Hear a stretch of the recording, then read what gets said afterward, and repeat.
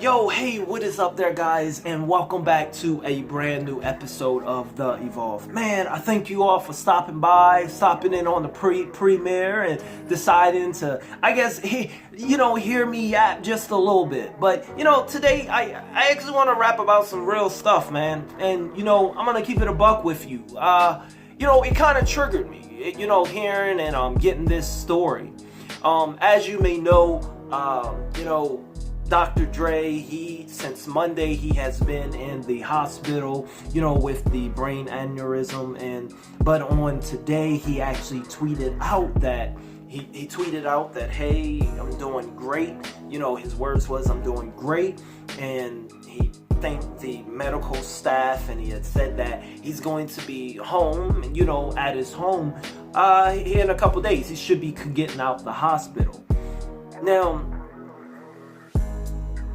that's great. That's great. And, I wish him great health. We all, Dr. Dre, he is one of those characters in hip hop where he's hard to dislike. He's hard to dislike because he has done so many on both sides of the aisle, no matter where you're at. So when Dr. Dre goes down, or when something happens to a Dr. Dre, it's almost as if hip hop kind of stop and reflect. But that's what I want to talk about on today. It's not so much Dr. Dre. I know that we are all wishing him great health and wishing a speedy recovery, and he get home and getting back to those beats and producing those fire tracks and those albums. But I want to talk about this story because this is what triggered me, and for a reason too. Because in this, while Dr. Dre was in the hospital, 4 people, according to TMZ, 4 males, it was stated, they decided that now was the perfect opportunity why this man is in the hospital on something that couldn't kill him, that now is the time to take his stuff. We want more stuff. That's all we can think about, during this time. They caught the 4 people. It was said, as I read this article, from different sources, that the Dr. Dre's security, they actually caught them climbing the hill and trying to get over a fence, and they ran out, they got him, and then when the people seen that, oh shoot, Dr. Dre's got security on site, we didn't think about that. Oh shoot, yeah, he's in the hospital. You mean the security ain't in the hospital? We thought I guess they thought his security followed him to the hospital. He wasn't gonna keep security at his home as well.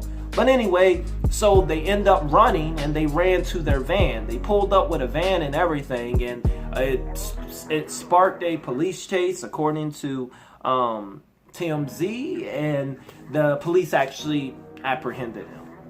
Soon they'll be releasing footage here pretty soon, mugshots, and we'll get to see them. They haven't released anything just yet, but here's what I want to talk to you all about, because, I have a lot of different audience that comes from different backgrounds, and I understand that. And, I know that at times that, especially during these spirit-shattering times with COVID, and there's this heightened sense of neglect and hurt and frustration and fear. And, when those things start coming in our lives, we would do and say things that we wouldn't normally do or say, such as steal and hurt and lie and all these different things. I, not for 1 second, am justifying these guys. On the contrary, it's because I understand the struggle. Me, myself, I grew up in my mom was a single parent, and she had 6 boys, and she took care of us, and all of us are either got our own businesses or pastors or teachers or whatnot. She did her thing, but, it was hard times. So, and, I grew up in Delaware, and most of my time I spent there in Philadelphia, Pennsylvania, and then I graduated there at Temple University there in Philly. But here's what I want to say, and what makes me so triggered about this is that, you know, even through hard times, theft and stealing and hurting is never a justification. You know, here's the thing. I know that you may have a different thought process on the homeless, but I want to encourage you to think of it this way when it comes to homeless, you know, and people that are panhandling. I hope that what I'm about to say maybe encourage you a little bit to think a little different, because the majority of us, when we see these people when we see them out on the street, there is this general conception that, hey, you know, they're just out there, they're bums, they should get a job, or it's either that, or it's you know what, they're fake, you know, they're just acting, they're fake, and you give them all their money, they probably got more money than you, and they go around the corner in their nice car. But here's the thing, and here's why I respect people. I even have a respect, and anytime I see a homeless that has made signs or it's out there asking for money, you may call it begging or whatever it is, or they have done something, but they're out there for hours. You know, me, myself, I don't judge. I usually, 9 times out of 10, I give. And there's a reason I give. Because they're not stealing. They're not out here robbing. They're not out here burglarizing. But they're doing, you know, they're making a living for themselves. Even if that is a lie and they're not really homeless and they're just out there. The fact that they're not committing any crimes, they're not doing anything against my individual rights. They're acting. They are showcasing, you know, their public speaking skills, their personality or whatnot, whatever it is. You know, I look at that, all right, they're hustling. They're doing what they need to do, you know, to survive. Even if that is a lie, but that's what I do for movie theaters.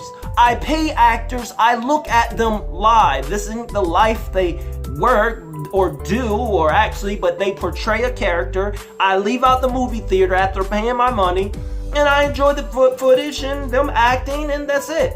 It's just that with homeless and what you may call a bum or whatever, you know, they do it in real time, and you get to see it. And, you know, sometimes when we see people doing these things, we're so quick to judge, but I have to look beyond that. You know, they're a lot better than what these guys are doing. These are the scums. These are the ones that don't want to work. I'm sorry, but you're homeless and all those, they are putting in work in hours. Yeah, they probably, you don't know their situation.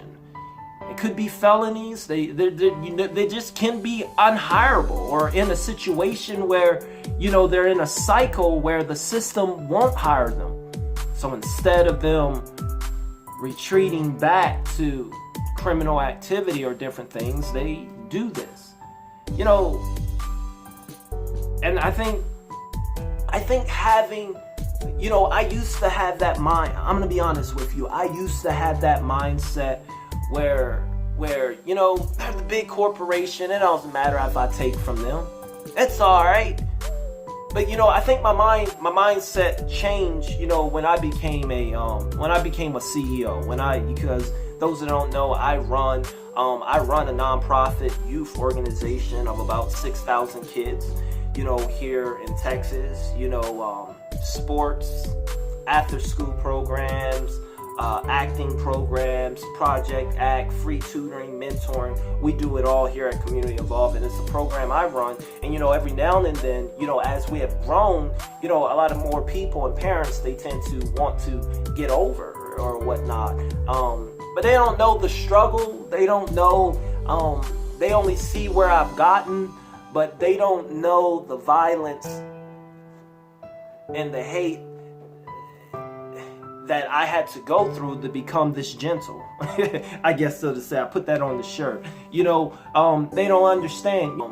But I know I went off in a rant. But other than that, I just want to talk to y'all on today, just on a more serious note. We'll be back to our, well, trust me, we'll be back to our regular schedule, petty programming right after these messages. I will see y'all in the next video for sure. But, you know, I just hope that I open your eyes, at least one person's eyes a little bit, to kind of understand, you know, I know that it's hard, and I know at times that we can get at the precipice, you know, we can get at the breaking point in our lives, but I think that when we get at those breaking points, it's great because it's at the precipice that, you know, we as people and we as humans, we soar, we endure. I mean, we adapt, and that's what makes us the ultimate species. All right? So I want to encourage your heart on today, man. I want to tell you, stay encouraged, stay positive, and stuff like this, man, it shouldn't fly.